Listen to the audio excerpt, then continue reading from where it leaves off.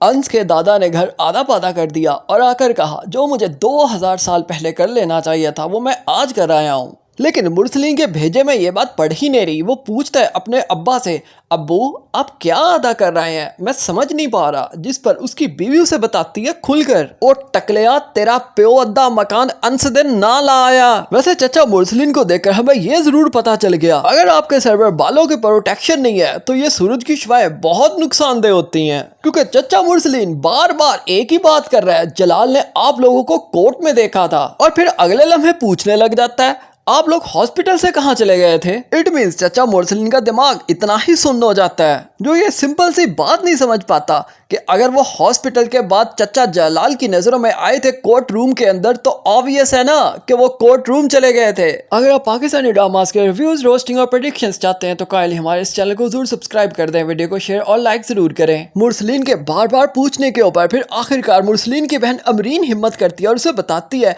कि हम court room चले गए थे, वही कोर्ट जहां पर हमें जलाल ने देखा था।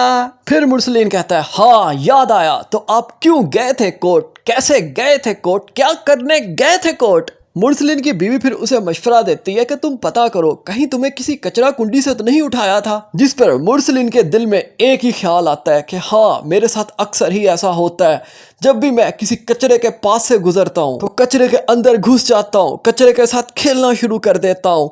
मुझे आज तक समझ नहीं आई थी कि मैं ऐसा क्यों करता हूँ। मेरी बीवी ने मुझे बताया तो मुझे समझ आया कि मेरा अब्बा मुझे यहीं से लाया। दूसरी तरफ शरीन है जिसने इल्जाम लगा रखा है जैसे अंश मुझे देख लेता है इसके मुंह में झाग बनने लगती है, आंखें खुलकर बड़ी हो जाती है और फिर मुझे लगता है ये मुझे खा जाएगा।